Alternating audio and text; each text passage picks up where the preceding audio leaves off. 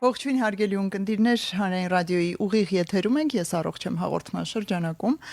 Առաջիկա 30 րոպեներին ձեզ համար կաշխատի Լուսի Քոչարյանը եւ նշեմ այն բոլոր տարբերակները, որով կարող եք մեզ հետևել։ Դրանք են armradio.am կայքի on-line ռեժիմը, տեսագրություն, ձայնագրությունները տեղադրվում են այս կայքում, ես առողջ եմ բաժնում, եթե բաց եք թողնում ուղիղ եթերը, կարող եք ահա լրացնել այս տարբերակով եւ իհարկե Facebook-յան հարթակը,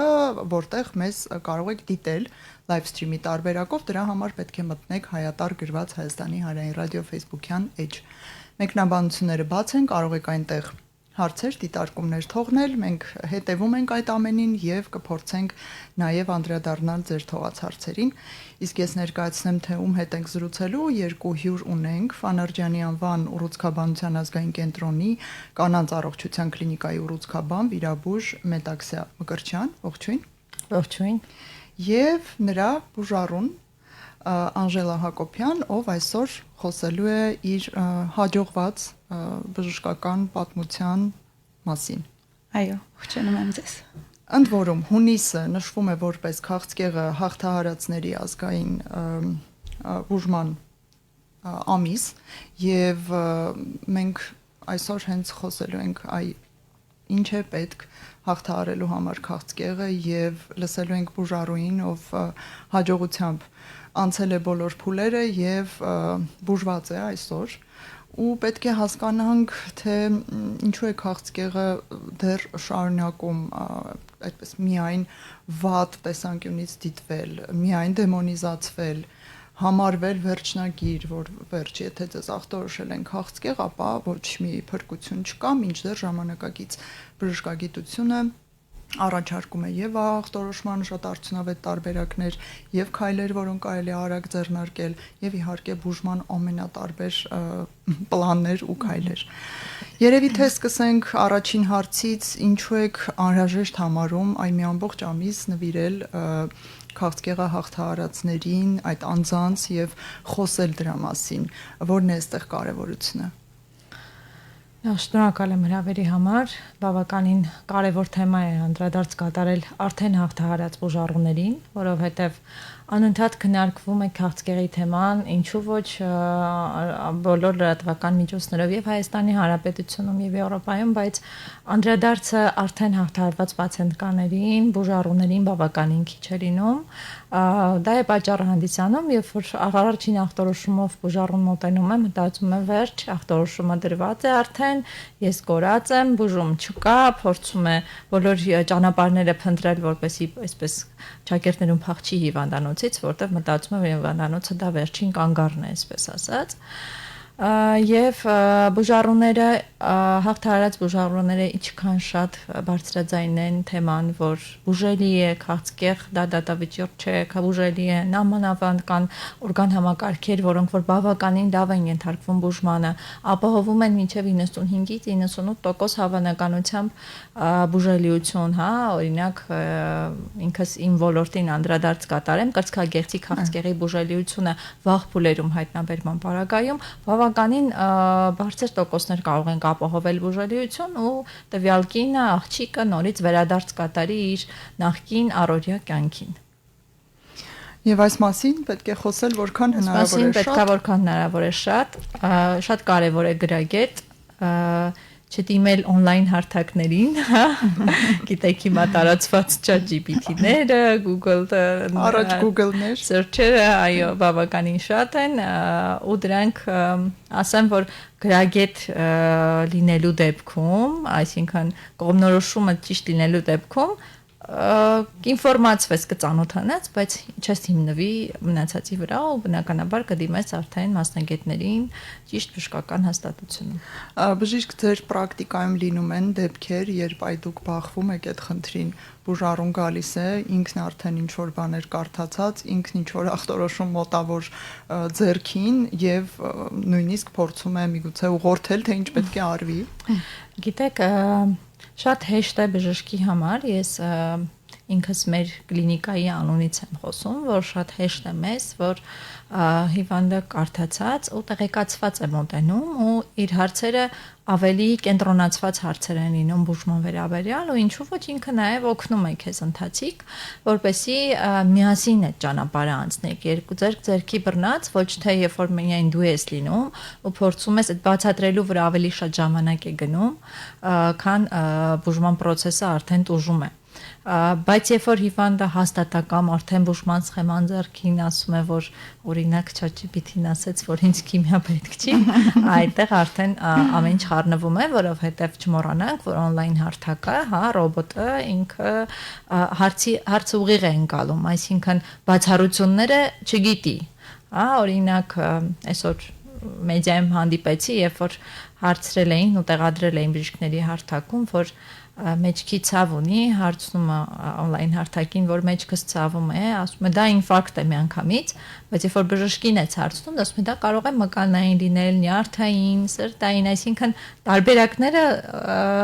երբեք on-line հարթակը չի քննարկում ու դրանից կարող է արդեն բուժման սխալ տակտիկան գնալ։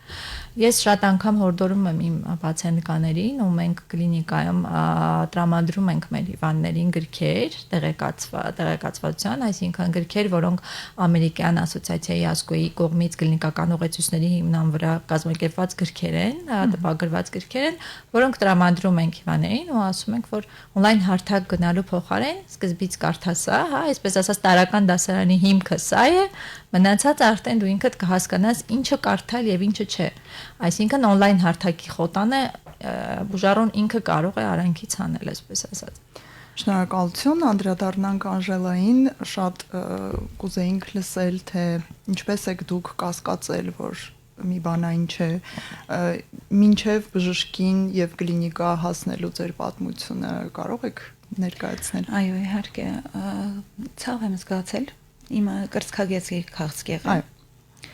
Բարձրաձայն եմ, որպեսզի կանայք լսեն եւ իմանան, նախ ասեմ, որ քաղցկեղը դա դատավճիռ չէ, այն բուժելի է եւ ես վառ օրինակ եմ այսօր այստեղ ցավ եմ զգացել կրծքում, բայց անհապաղ չեմ դիմել բժշկի։ Եվս 2 ամիս մտորել եմ, որ միգուցե այսպես այնպես չեմ գիտակցել։ Եվ հետո դիմել եմ բժշկի սոնոգրաֆիկ հետազոտություն, մամոգրաֆիա եւ արդեն հայտնվել եմ բժշկուս կաբինետում, ինչի համար շատ ուրախ եմ, որ իր մոտ եմ հենց բուժվել։ Անժելա, ինչպես եք որոշել օրինակ դիմել հենց Վանարջյանի կենտրոն, որովհետև մենք գիտենք անուններ չենք հնչեցնում իհարկե, բայց տարբեր մեծ հիվանդանոցներում կան ուռուցքաբանության բաժիններ, այստեղ նաև հետաքրքիր է ինչպես է կողմնորոշվել, որ այս սկսում եմ այստեղից, գնում եմ այս կլինիկա եւ չեմ փոխում տեղը։ Գիտակցաբար եմ մոտեցել խնդրին եւ երբ որ արդեն դիագնոզը եկավ, որ չարվորակ ուռուցք է, իմաստ չուներ գնալ ուրիշ հիվանդանոց, անհապաղ դիմել եմ Վանարջյան ազգային ուռուցքաբանական կենտրոնը, մտածելով, որ ես այնտեղ բուժվելու եմ եւ չեմ սխալվել։ Դուք ինչ որ այլ մարդկանց օրինակ արձագանքներ, ֆիդբեքեր, ինչպես ասում են, ունեիք արդեն օրինակ բժշկուհու, թիմի կամ կլինիկայի վերաբերյալ, թե ուղղակի դա մեր ազգային ուռուցքաբանության կենտրոնն է եւ վստահելի է ուրեմն։ Այո, շատ ունե եւ դրականը եւ բացասականը, շատեր ասում էին՝ մի գնա, մի դիմի այդտեղ։ Նույնիսկ այդպես, այո։ Ինչպիսի մոլորություն։ Բայց ես բախտավոր աստղիտակ եմ ծնվել եւ առանց երբևէ ճանաչելու բժշկուհուս հայտնվել եմ այնտեղ իր ձեռքերում։ Մի այսպիսի հարց, որը ավելի հոգեհուզական է, հոգեբանական է, ինչ եք զգացել, երբ ձեր ձեռքին կար չարորակ ուռուցքի եզրակացությունը մասնագիտական, օրինակ, միգուցե չեք հավատացել կամ հավատացել եք եւ այդ հուսահատությունն եք զգացել, հիշում եք դուք ինչ եք մտածել։ Այո, չեմ կարող մոռանալ, հիշում եմ շատ པարզ։ Ես ինձ կորցրել էի։ Ես հավատում էի դիագնոզին, բայց հարազատներս ոչ։ Ասում էին, որ ինձ հետ չի կարող նման բան տեղի ունենալ, չարվորակ ուռուցք դա իմ մասին չէ, բայց ասեմ, առաջին ամիսը ինձ կորցրած էի, բայց հետո արդեն որ բժշկուս հետ ծանոթացա, ինքը ինձ մեծ վստահություններ շնչեց ու ամենը կատարվեց ընդամենը 1 շաբաթում, հետազոտություն, բիոպսիա, կատե եւ վիրահատությունս։ Ես լիովին վստահեցի իմ բժշկուն եւ արդյունքը բավականին տեսնում եք։ Այո, ուրախալի արդյունքը։ Մի փոքր խորամուխ լինենք, ախտորոշումը դրվել է որ հետազոտությամբ եւ հետո ինչ լրացուցիչ հետազոտություններ են արվել այ մի շաբաթում օրինակ։ Բժշկուս մոտ եկել է մամոգրաֆիկ արդեն հետազոտությամբ արված, որից հետո բժշկուս բիոպսիա է կատարել եւ կատե։ Մամոգրաֆիայով հաստատվում է ախտորոշումը, թե կարծեմ նույնպես չէ արեցինք արտահայտազոտություն, եթե չեմ սխալվում։ Տարիքային ցուցումները շատ կարևոր են, որովհետև սովորաբար կա նաև ժառանգական միտվածության խնդիրը, այս դեպքում Անժելայի դեպքում չունենք ժառանգական նախատրամադրվածություն կամ ծանրաբեռնվածություն, խոսքս կոնկրետ ուռուցքային պաթոլոգիայի մասին է ու 30 մինչև 35 տարեկաններին ցուցված է կրծքագեղձի սոնոգրաֆիա, բայց եթե մինչև 35 տարեկան կնոջ կամ աղջկա մոտ ժառանգական նախատրամադրվածություն կամ ծանրաբեռնվածություն ունենք, նա մինչև 35 տարեկանը գոնե 1 մամոգրաֆիկ նկար պետք է ունենա։ Արդեն 35-ից 43-ների շրջան, 43-ից սկսվում է մամոգրաֆիկ, ինչ եմ ասում 40-43, որովհետև մոտեցումները տարբեր են ըստ տարբեր դպրոցների, հա, ամերիկյան դպրոց, եվրոպական դպրոց, մենք հիմնականում ամերիկյան ուղեցույցներով ենք առաջնորդվում, 41-2-ից սկսում ենք արդեն մամոգրաֆիկ ցուցումները դնել, բայց այստեղ մի բայց կա, երիտասարդների մոտ բավականին քիչ ինֆորմատիվ է մամոգրաֆիկ հետազոտությունը, քանի որ խիտ գեղձային կառուցվածքը մամոգրաֆիկ հետազոտություն բավականին դժվար է տեսնում, նույնիսկ կոնտրաստի առկայության դեպքում, ու տվյալ պարագայում արդեն ուղղորդում են կրծքագեղձերի MRT հետազոտության կոնտրաստավորումը, որը ավելի հստակեցնում է եւ ուռուցքի տեղը եւ արդեն հարակից դաշտերի առկայությունը, որտեղ կարող է մամոգրաֆիկ նկարը տեսնել հստակ ուռուցք, բայց կողքը օրինակ լինեն կալցիֆիկատներ, փոքրիկ խմբեր, որոնք որ տեսանելի չեն մամոգրաֆիայով։ Դրան հաջորդում է բիոպսիան 2 փուլ հետազոտությամբ, արդեն համալիր կատե եւ այլն մնացած հետազոտությունները ու պատրաստվում ենք կամ վիրահատական բուժման, արդեն թումոր բորդի, հա, ուռուցքաբանական համաժողովի արդյունքում, որին մասնակից են լինում բազմապրոֆիլ մասնագետներ, որոշում է կայացվում, թե ինչ բուժում է անհրաժեշտ հիվանդին ու որն է ավելի խելամիտ սկզբում։ Անժելայի պարագայում սկսել ենք վիրահատությունից, ու արդեն պլանավորվել է հետագա բուժումները։ Մի այսպիսի հարց նաև ինչ մտքեր եք ունեցել, երբ ձեզ վիրահատություն է առաջարկվել ու մինչ դա էլ բիոպսիա է առաջարկվել, սա ինչի եմ հարցնում, որովհետև դեռ մեր հանրության շրջանակներում այդ չկպնել, վայ դե բիոպսիան նկարում երևում է մի արեք կամ վիրահատությունը ավելորդ գազազեցնելու է ուռուցքը, այսպիսի բաներ կան։ Ձեզ կողքից նման բան ասողներ եղել են։ Մենք հետո էլ ասում են, կա չեք տեսնելու, որ հանեք, ասում եմ, հասկացա, բայց չիմանանք ինչ ենք տեսնելու։ Դա շատ կարևոր է, որ իմանանք ուր ենք գնում, վիրահատության ժամանակ ինչ ենք վիրահատելու ամեն դեպքում։ Այդ մութ պատմությունը դա նախկինում էլ ընդունելի տարբերակ չէր, հա, դա 20-30 տարի առաջ, երբ որ բիոպսիաները այդքան ընդունված չէին, բայց ելի կային մասնագետներ, ովքեր առաջինը դա էին առաջարկում։ Ես շատ գիտակից եմ մոտեցել այդ հարցին եւ փուլ առ փուլ անցել եմ, չեմ մտածել, այո, բիոպսիան պարտադիր է։ Չեք տատանվել ոչ մի րոպե։ Ոչ։ Ես ինքս բժշկուհի չեմ մասնագիտությամբ, բայց իմ բժշկու բոլոր ցուցումները փուլ առ փուլ կատարել եմ։ Օրինակելի բուժարու եւ ես ուզում եմ հիմա հորդորել բոլորին լինել նման օրինակ բուժարու եւ չլսել կողքից շրջապատից ամենատարբեր մոլորությունների բերող խորհուրդների։ Ես համոզված եմ միգուցե ձեր շուրջել են եղել, բայց վերջին խոսքը պետք է լինի բուժարուինը եւ նրա պատասխանատվության տակ։ Այո, եղել են, բայց բժշկուին միջև վիրահատությունը հավատացեք շատ երկար է զրուցում, շատ։ Դուք հոգեբանի գործարարեք եք կատարել։ Այո, ես շեշտը դրված է, այո, նաև հոգեբան են բժիշկները եւ շատ անգամ փուլ առ փուլ բացատրելով ուրիշ ոչինչ պետք չէր, եթե կան դեպքեր, երբ որ ասում եմ, հետո ասում եմ կարող է կոպիտ ստացվեց, բայց ասում եմ որ տեսնում sense կամուկացիոն հիմա այս պահին կրծքագեղձը ձերը չի արդեն իմն է ու ես եմ հիմա որոշում միջև բուժեմ հետո կվերադարձնեմ ձեզ այդպես եմ ասում եմ դա իմն է հիմա պետքա փորձենք հասկանալ ոնց ենք լուծումը տալու ժամանակ չունենք մտորելու մտածելու բայց իհարկե ցանկացած բան երբ որ ես բացատրում եմ ասում եմ մտածիր հետևանքը ինչ է սպասվելու քեզ ու գնում ենք առաջ իրար հետ զուգահեռաբար առանց ինձնից Միքայել հետ մնալու որտեղ երբ որ դու Միքայել հետ գնաս ես Միքայել առաջ եմ գնալու տենց էֆեկտիվ չի լինի այդպես բուժումը այո պետք է հավատալ եւ վստահել բժիշկ մի այսպիսի հարց նախ որ փուլում է հստակ ախտորոշումը դրվել կրծքագեղձի քաղցկեղի տվյալ դեպքում նկատի ունեմ տվյալ դեպքում դրվել է երկրորդ փուլում գոյացության չափը հաշվի առնելով արդեն հետագա հետվիրատական հյուսվածաբանական հետազոտությամբ արդեն հետագա փուլավորումը տրվել է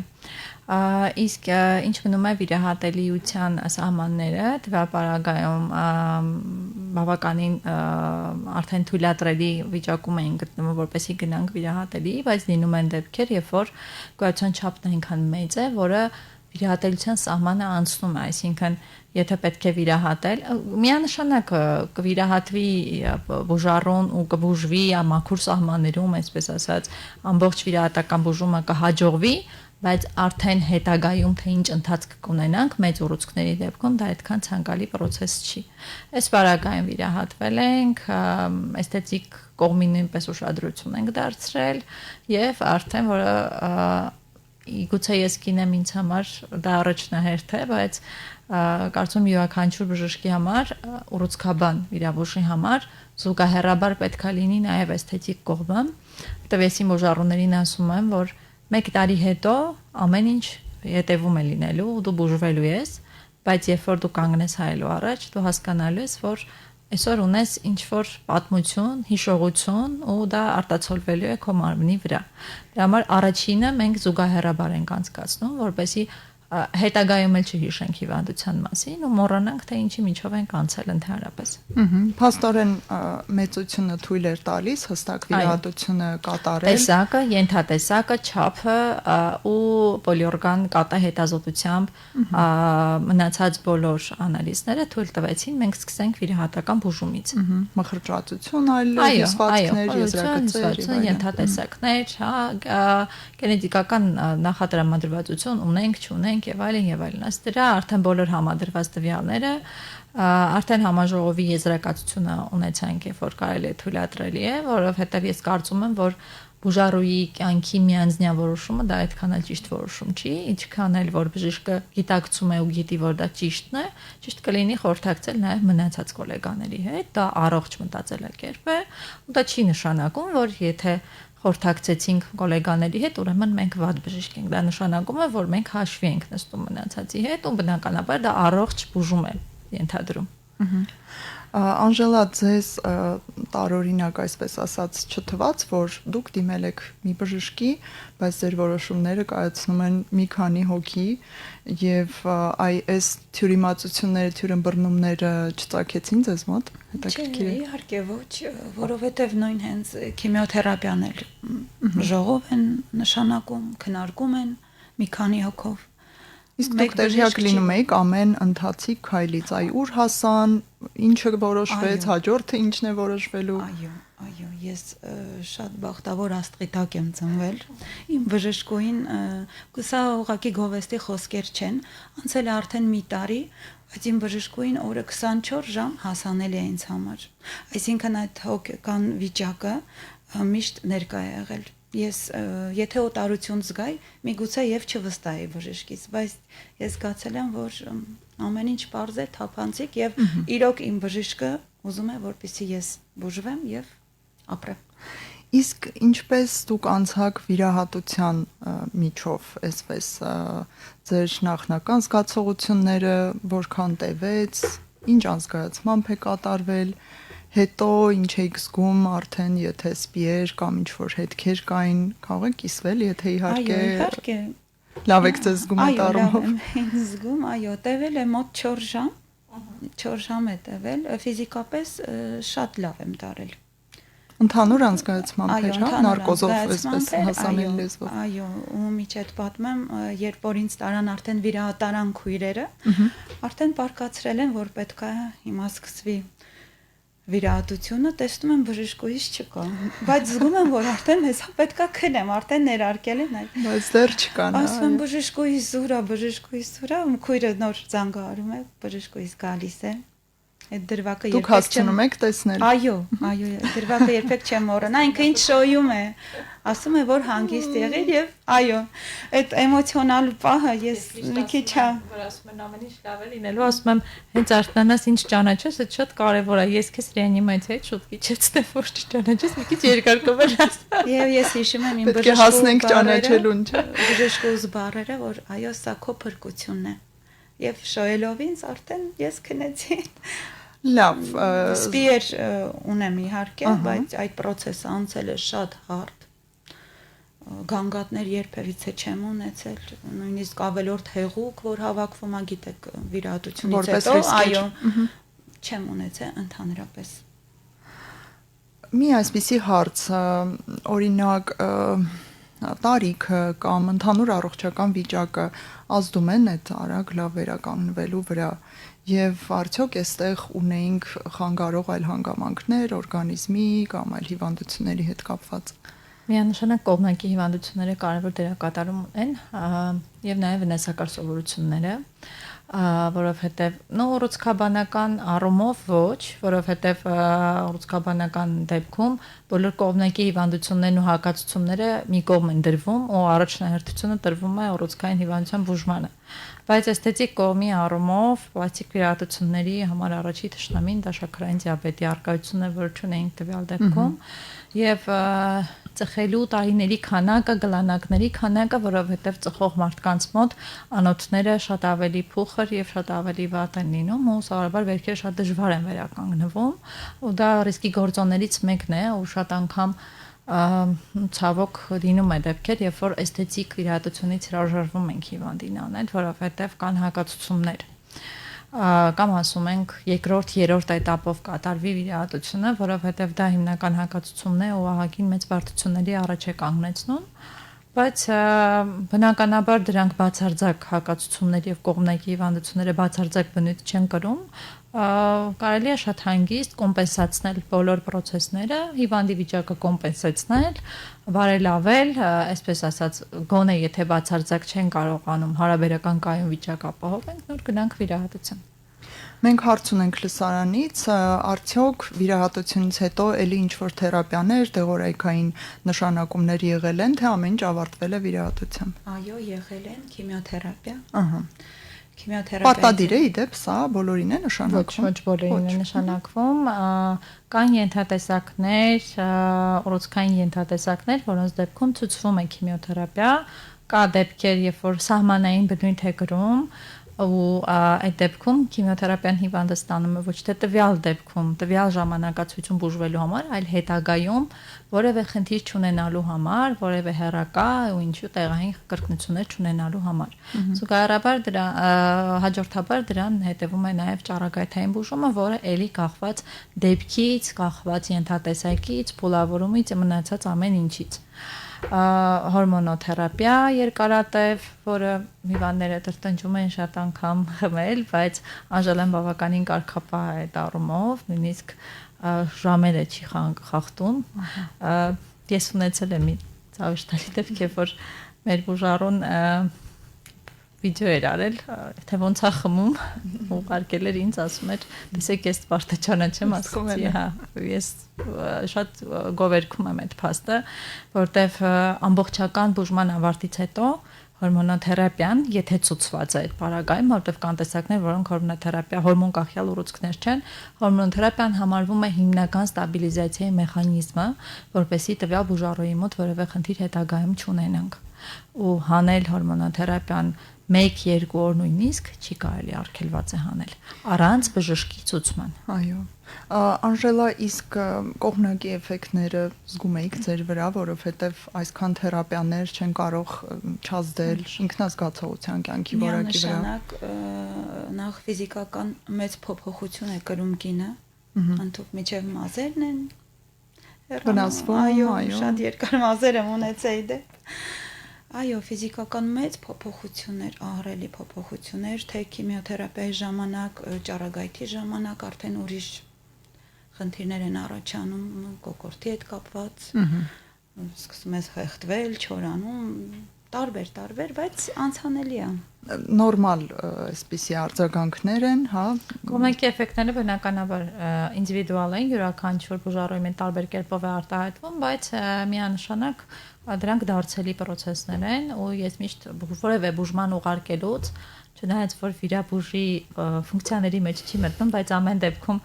ասում եմ, որ լինելու է այսպիսի բաներ, բայց դրանք դարձելի են, չանհանգստանաս, ամեն ինչ վերադարձել լինելու, դու կվերադառնաս քո նախկին առօրյա կյանքին։ Դիմանում ենք բուժման ընթացքում, բուժվում ենք, եթե իմ կարիքը լինում է հետ է գալիս, բաներն եմ ամեն ճառագայթ թե իմ բուժումից հետ են գալիս, կայսեն տեսնում ենք ամեն ճառագայթ, կայսեն տեսնում ենք ճառագայթ։ Այո, հենց այդպես է, բժշկուհիս ինձ բոլոր ամպլուաներում տեսել է եւ կեղծամով ամեն անգամ որ նույնիսկ գործ չունեի այդ հարկում, բարձրանում էի ցույց էի տալի Հիմա այսպեսին եմ, ասում եմ դու ոնց է լինես, մեկը գեղեցիկ ես գնա։ Ձեր տեսքը հիմա շատ լավն է, փայլուն մաշկ, աչքեր փայլող, վարսեր գեղեցիկ, ամեն ինչ հիմա կարգին է եւ եթե ոչ ոք չիմանա, թե դուք ինչի միջով եք անցել, մտքով չի անցնի մարդու, այդպես կարծում եմ։ Եվ վերջին րոպեները կուզեի անդրադառնանք ձեր նշած կարևոր հարցին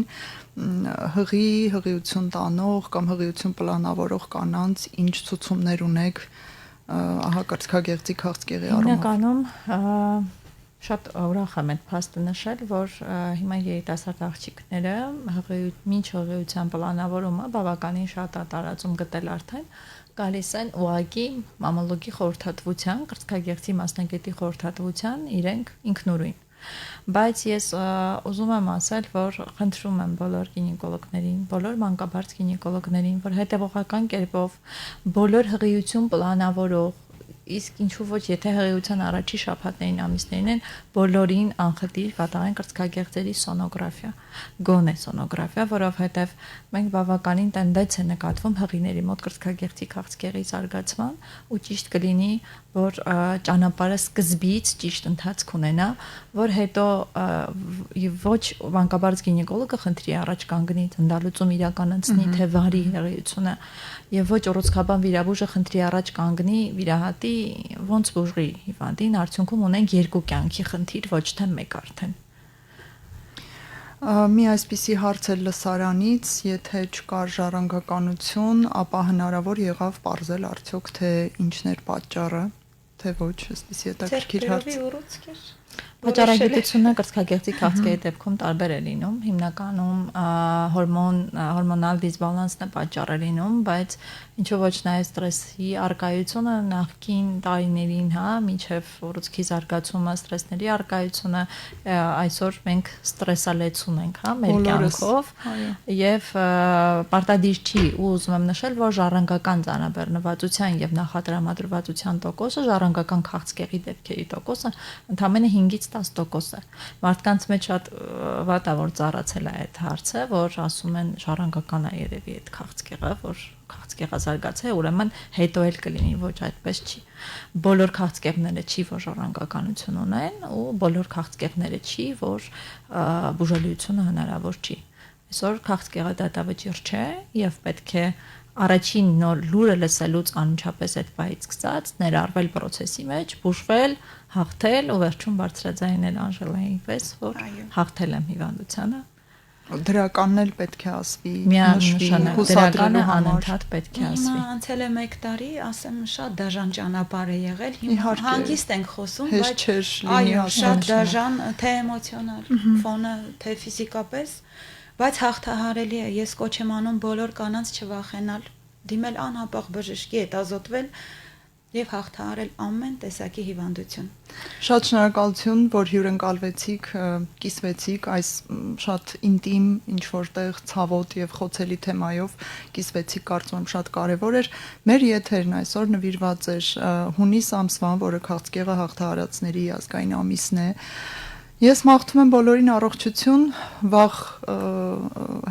հետազոտություններ, վաղ հայտնաբերումներ եւ անպայման բուժումներ վերջում։ Ձեզ համար աշխատեց Լուսի Քոչարյանը, շնորհակալություն եւ ցտեսություն բոլորին։ Շնորհակալ ենք։